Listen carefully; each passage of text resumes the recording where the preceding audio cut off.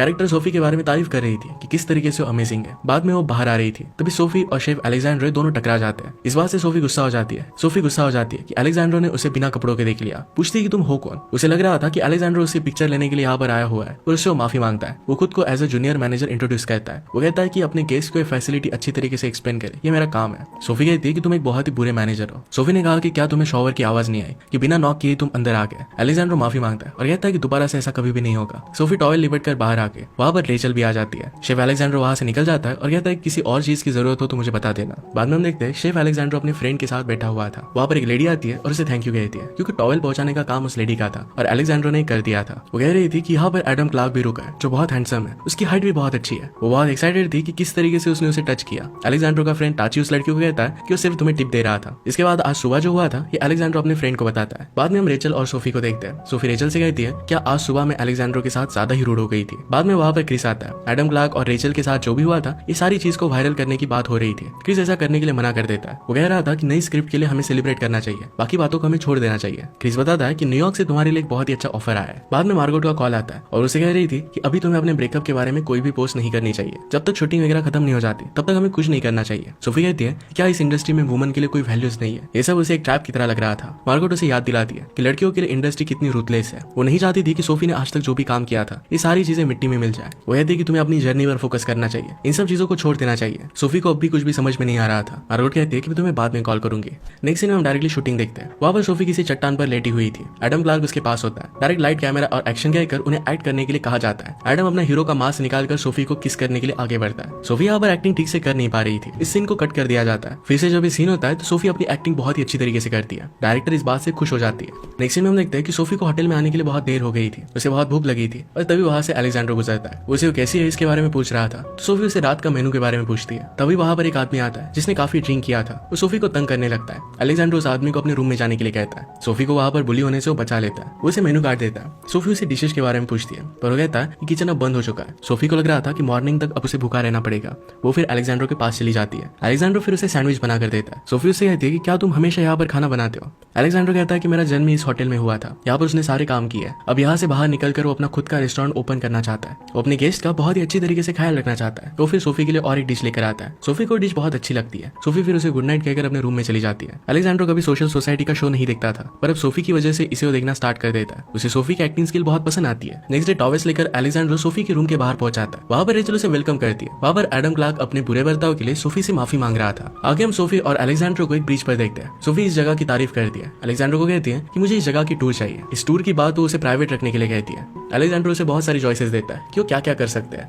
Sophie को dancing के लिए जाना था, इसके लिए फिर अलेक्जेंड्रो हाँ कहता है। वो दोनों फिर अगले दिन लोकेशन पर पहुंच जाते हैं। वहां पर वो काफी नर्वस दिख रहे थे। एक रेस्टोरेंट में वो ड्रिंक करते हैं। अलेक्जेंड्रो फिर उसे डांस के लिए बुलाता है। दोनों एक दूसरे के साथ बहुत ही अच्छा डांस करते हैं। बाद में सोफी सब चीजों के लिए उसे थैंक यू कहती है। वो दोनों फिर बहुत करीब आ गए थे। सोफी अलेक्जेंड्रो को किस कर लेती है और फिर अपने रूम में चली जाती है। रेचल सोफी से बात कर रही थी कि एडम क्लार्क को इस बात के बारे में पता चल जाएगा। सोफी को इससे कुछ भी फर्क नहीं पड़ता था। बाद में एक लोकेशन पर एडम क्लार्क फिर से सोफी को बात करने के लिए बुलाता है। उसे अपनी रिलेशनशिप को फिर से कंटिन्यू करना था।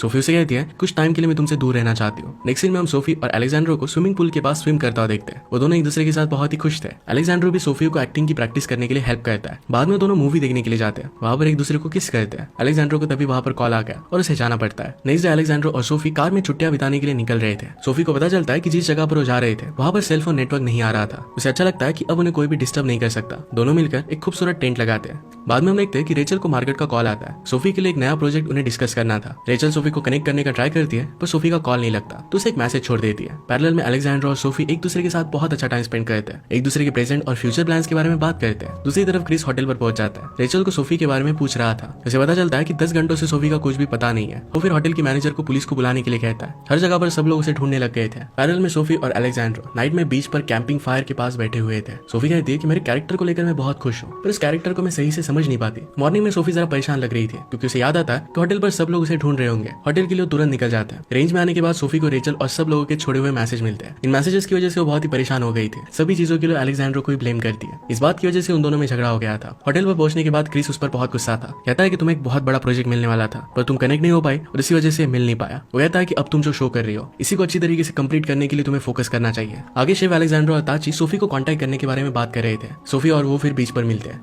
सोफी ने उसके साथ जो बुरा बर्ताव किया था इसके लिए सॉरी कहती है। अलेक्जेंड्रो कहता है कि वैकेशन पर मेरी फैमिली के साथ मैं मैक्सिको जा रहा हूँ। सोफी कहती है कि मैं भी तुम्हारे साथ आना चाहती हूँ। वो दोनों फिर मैक्सिको चले जाते हैं। एक दूसरे के साथ बहुत अच्छा टाइम स्पेंड करते हैं। मैक्सिको में अलेक्जेंड्रो की फैमिली उन्हें देखकर बहुत खुश थी। उनकी फैमिली फ्रेंच बोल रहे थे और सोफी को ज्यादा कुछ भी समझ में नहीं आती।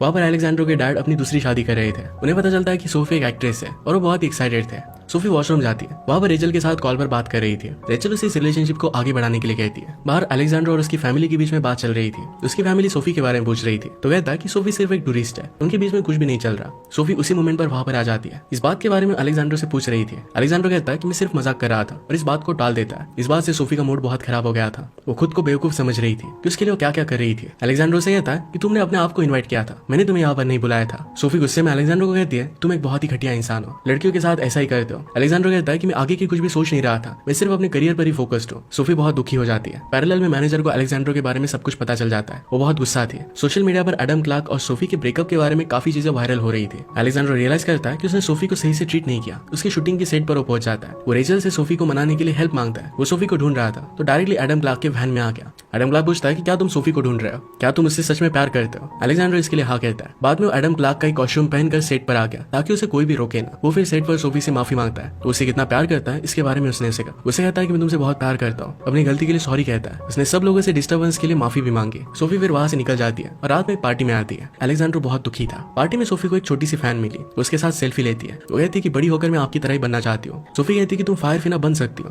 फैन से कहती है कि मैं फायर फिना नहीं बनना चाहती, मैं तुम्हारी तरह बनना चाहती हूँ। इसके बाद वो होटल पर पहुंचती है। वहां पर वो देखती है कि अलेक्जेंड्रो अपना सब सामान लेकर वहां से जा रहा था। उसके पास जाकर उसे रात के मेनू के लिए पूछती है तो दोनों बात करने लग गए। बातों बातों में करीब आ जाते हैं, एक दूसरे को आई लव यू कहते हैं और किस कर लेते हैं। इसी के साथ ये मूवी